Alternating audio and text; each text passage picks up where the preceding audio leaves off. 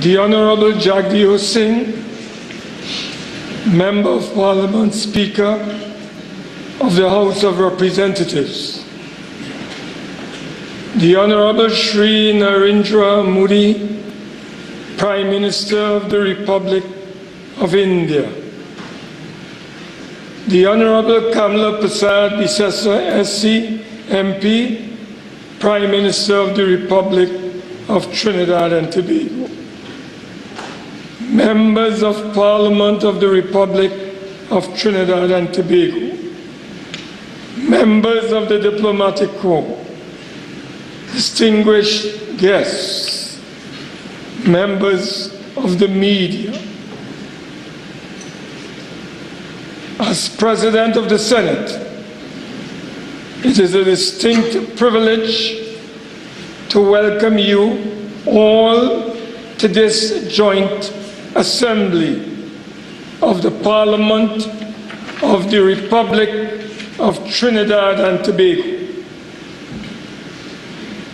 We have convened this Parliament to receive a most distinguished guest, the Honorable Shri Narendra Modi, Prime Minister of the Republic of India. Prime Minister, your presence today powerfully reflects the enduring friendship between Trinidad and Tobago and India, built on shared heritage, cultural bonds, and a mutual commitment to democracy.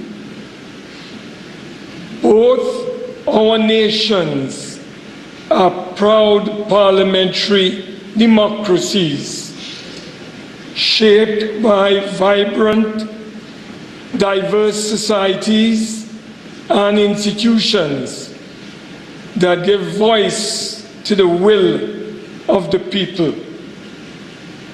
It is in our respective houses, Trinidad and Tobago House of Representatives and the Senate, and the India's Lok Sabha and Rajya Sabha, that our democratic values are continuously upheld. Our history of parliamentary engagement is long and meaningful. I recall with pride the 2012 visit of the Honorable Meera Kumar, Speaker of the Lok Sabha, for the Commonwealth Speakers Conference, and my own reciprocal visit to India later that year. These exchanges have reaffirmed our dedication to dialogue, mutual learning, and inter-parliamentary cooperation. On behalf of all members of Parliament and the people of the Republic of Trinidad and Tobago, I extend to you, Honorable Prime Minister, a warm and heartfelt welcome. Welcome.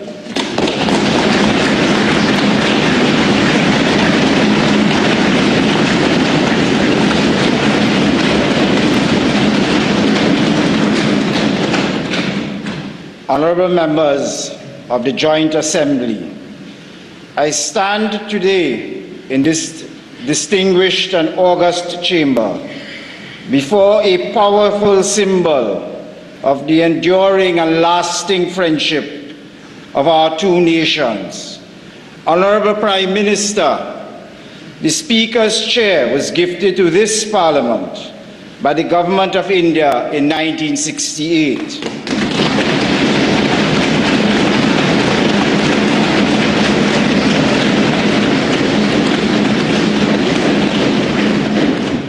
The seemingly simple gift of this chair honors the deep-rooted ties between our two nations, and these exchanges serve to reaffirm our shared commitment to institutional dialogue and the enduring value of interparliamentary cooperation.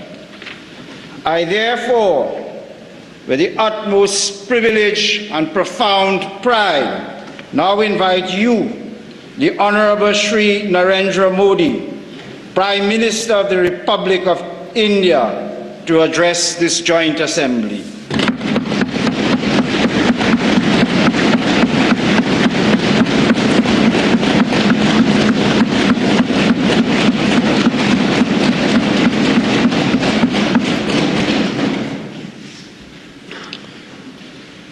Your Excellency, Prime Minister Kamala Prasad Vishesarji, Honorable President of the Senate, Mr. Wade Mark, Honorable Speaker, Mr. Jagdev Singh, Honorable Ministers, distinguished members of Parliament, Namaskar, Suprabhat, good morning. I am deeply honored to stand before you, the elected representatives of a proud democracy and a friendly nation.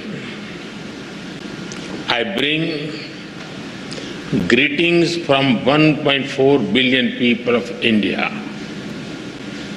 I also bring warm wishes from the people of Ghana, the country I visited just before arriving here. I am humbled to be the first Indian Prime Minister to speak to you in this iconic Red House.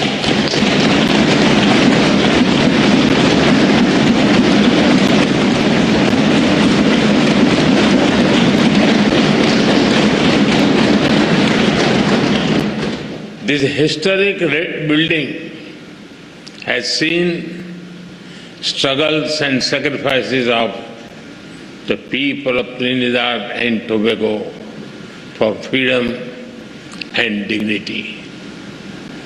Over the past 6 decades, it has stood strong as you built a just, inclusive, and prosperous democracy. Friends, the people of this great nation have chosen two remarkable women leaders, the President and the Prime Minister. They proudly call themselves daughter of the Indian diaspora.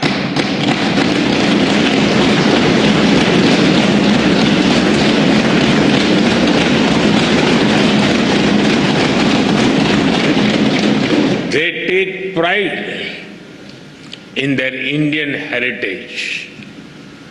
In India, we admire their leadership, grit, and determination.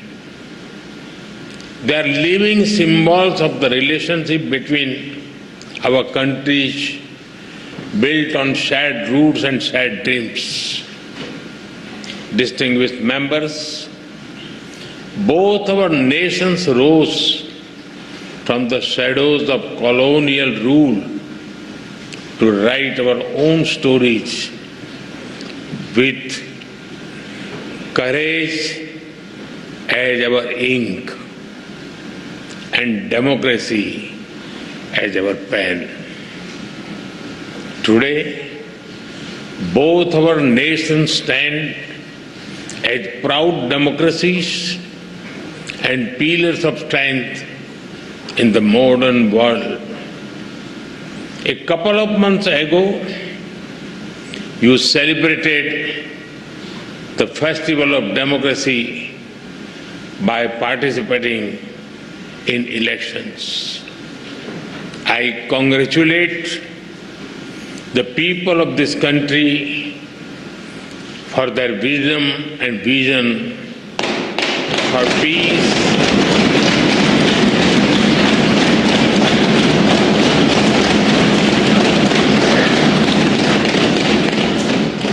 peace, stability, and prosperity. I also congratulate the newly elected members of this august House.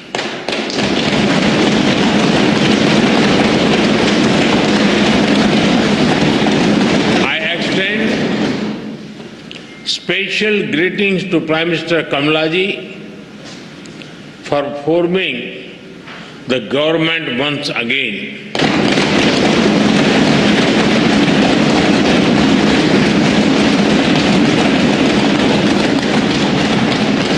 And I wish her continued success as she leads this great nation towards sustained growth and prosperity.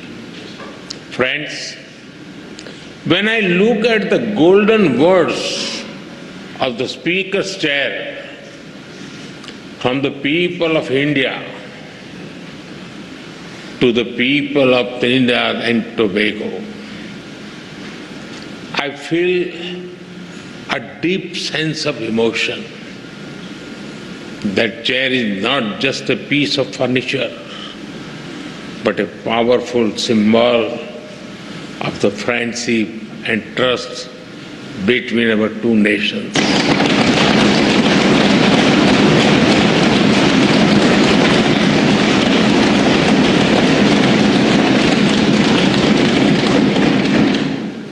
The words expresses the bond that one democracy feels for another. आप सभी जानते हैं, भारतीयों के लिए democracy सिर्फ एक political model भर नहीं है, हमारे लिए ये वे ऑफ लाइफ है, हमारी हजारों वर्षों की महान विरासत है।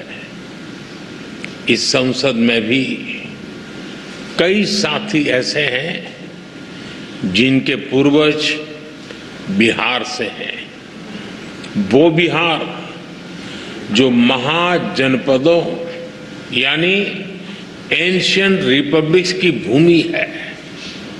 In India, democracy is not just a political system, for us it is a way of life. Your parliament also has some members whose forefathers were from the Indian state of Bihar, which is famous for centers like Vaishali. Friends, there is a natural warmth in the connection between our two countries. I must say, Indians are among the most passionate fans of the West Indies cricket team.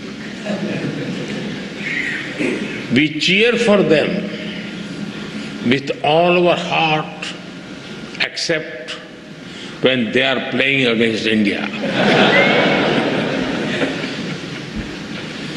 The relationship between our two countries is based on the foundation of centuries-old bonds. 180 years ago, the first Indians arrived on this land after a long and hard journey. Oceans away, the Indian beats blended beautifully with the Caribbean rhythm. Here, Bhojpuri found harmony with Creole. Dal puri met doubles and tabla met the steel pan.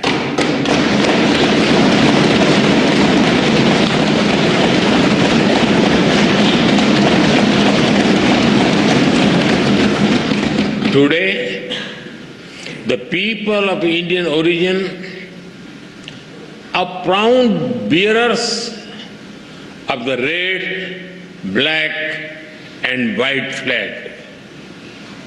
From politics to poetry, cricket to commerce, calypso to chutney, they contribute to every field. They are an integral part of the vibrant diversity that you all respect. Together, you have built a nation that lives its motto, together we aspire, together we achieve.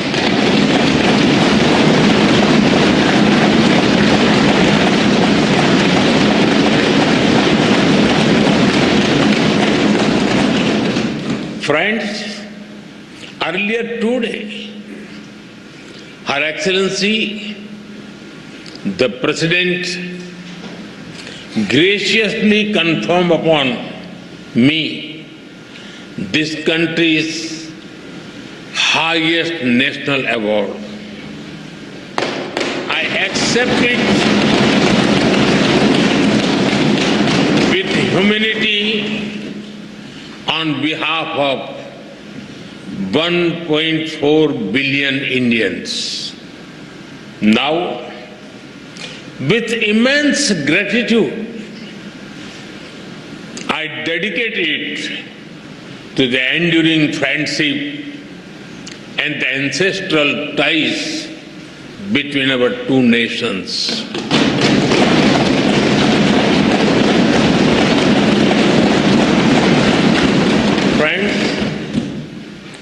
I'm delighted to so many women members in this House.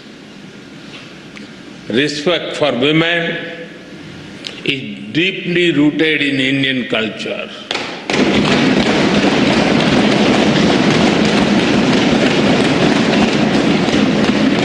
One of our important holy texts, the Skanda Purana, says, Dasaputro sama kanya dasaputran pravardhayan yat phalam labate mratyam tat labhyam kanya ekaya. It means one daughter brings as much happiness as 10 sons. We are strengthening the hands of women to build a modern India. From space to sports, startups to science, education to enterprise, aviation to armed forces, they are leading India to a new future in various domains. Like you, we have are women who rose from humble beginnings to become our president.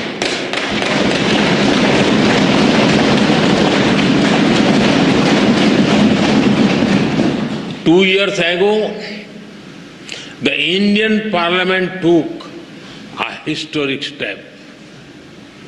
We decided to ensure a 33% reservation for women in Parliament and state assemblies. This assurance that is the coming generations, more and more women will decide the destiny and direction of the nation.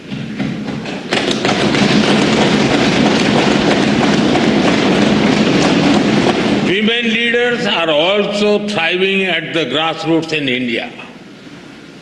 Around 1.5 million elected women power local governor institutions. We are in an era of women-led development. This was also one of the important themes that we furthered during our G20 presidency. हम भारत में women lead development का एक नया model विकसित कर रहे हैं। अपनी G20 प्रेसिडेंसी के दौरान भी इस मॉडल की सफलता को हमने पूरी दुनिया के सामने रखा है। Distinguished members, today India is the fastest growing major economy in the world. Every sector, every region, and every society is part of this growth story. India's growth is inclusive and people-centric. A recent report of the International Labour Organization notes that India's social security and welfare umbrella covers 950 million people. That is almost 1 billion people, which is a greater population than most countries in the world. Our vision for such inclusive growth does not stop at our borders. We see our development also as a responsibility towards others, and our priority will always be the global South.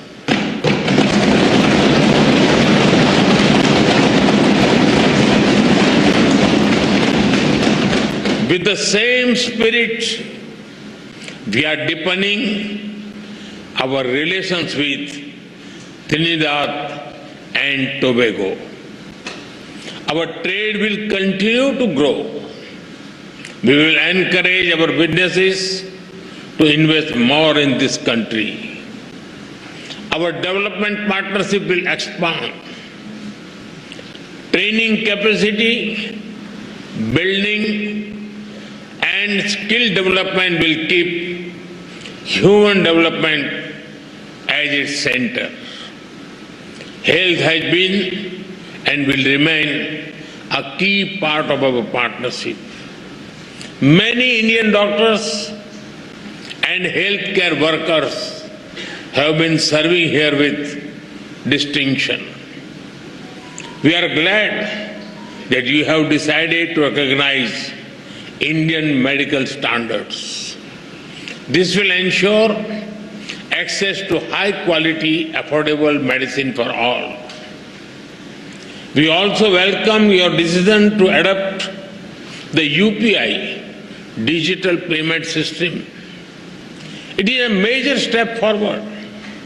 UPI has revolutionized digital payments in India. Powered by the platform, India has become the nation with the highest number of real-time digital payments in the world.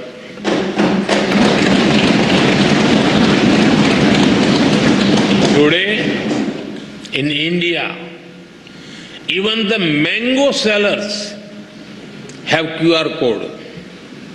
If you try to pay them in cash, they will ask you to use UPI because they don't have the change. We are also keen to collaborate on other digital innovations. As India develops AI tools to foster growth and development in the global South, Trinidad-Tobago will be a priority nation for us.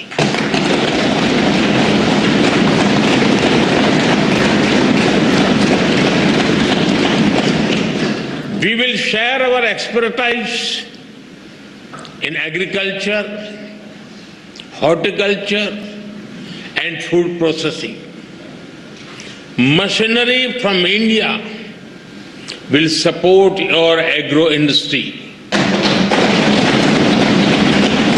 And because development is about dignity, we will organize an artificial limb fitment camp and differently able citizens here.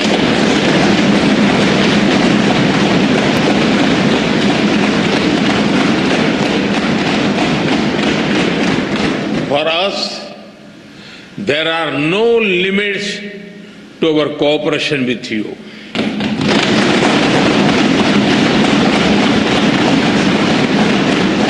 We will always be guided by your needs and priorities. Friends, synergy between our nations holds immense promise. As a key player in the Caribbean and bridge to Latin America, Trinidad and Tobago has a great potential. I am sure that our ties will help us forge a stronger connection with the wider region, building on the momentum of the second India-CARICOM summit.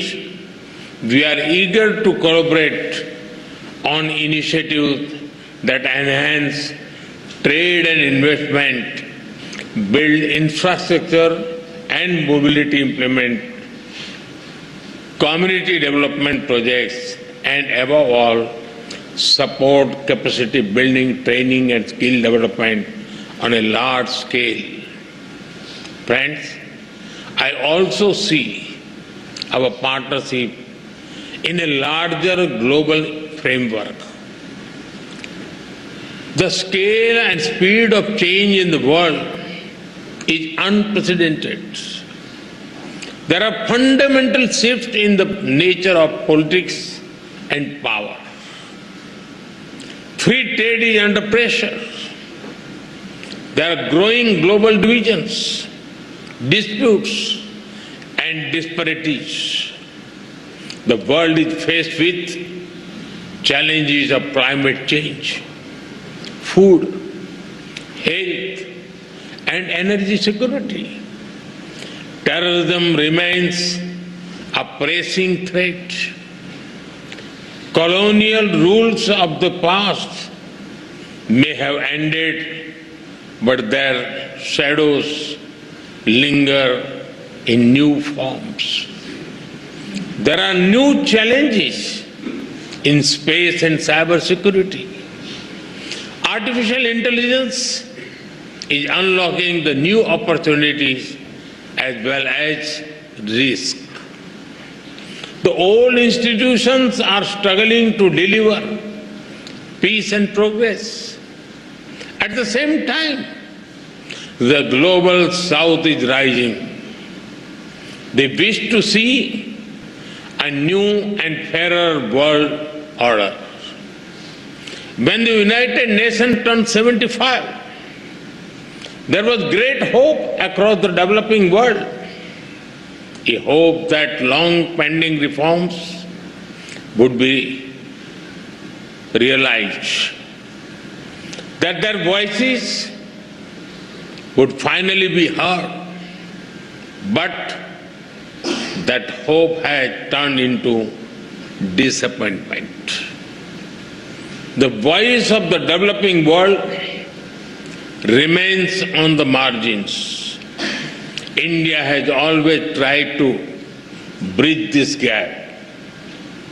For India, Mahasagar, mutual and holistic advancement for society and growth across regions, is the guiding vision for the global South.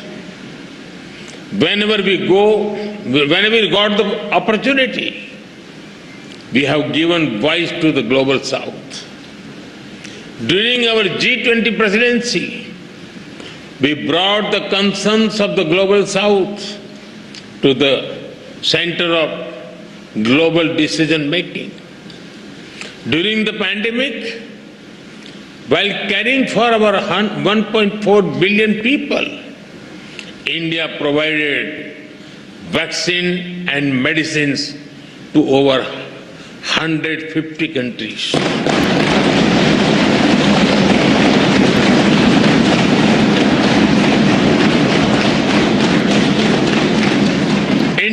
times of disaster, we have responded swiftly with aid, relief, and solidarity.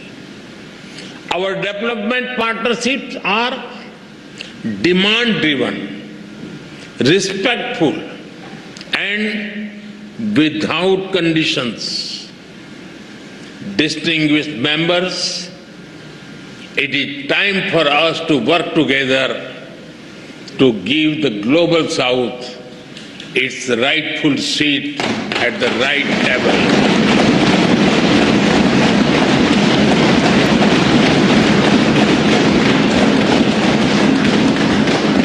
To ensure climate justice so that the burden does not fall on those who have contributed the least to the climate crisis.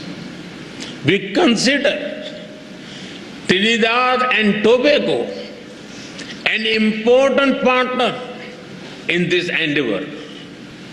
Friends, our two countries may differ in size and geography, but we are deeply aligned in our values.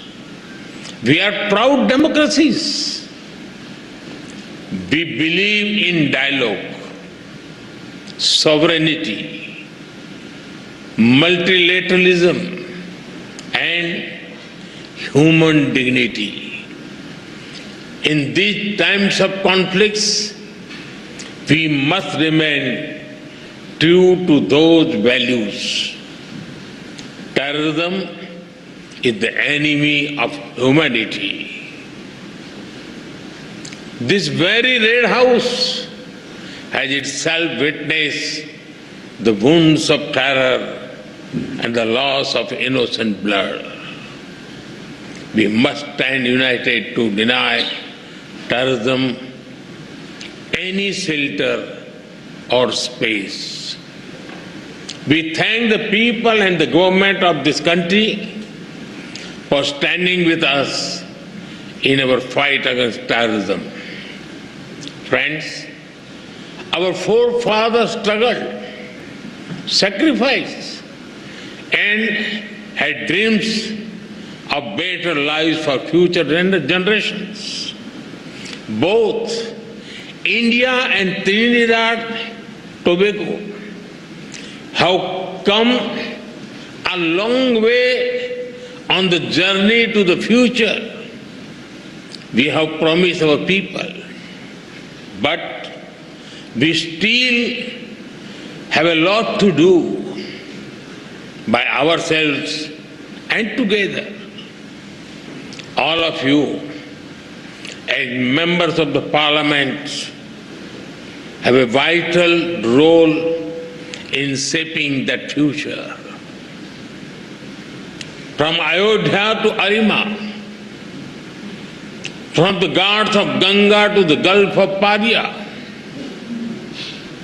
may our bonds grow ever deeper and our dreams ever higher. With these thoughts, I thank you once again for this honor. As you say here, with grace and pride, respect due. Thank you. Thank you very much.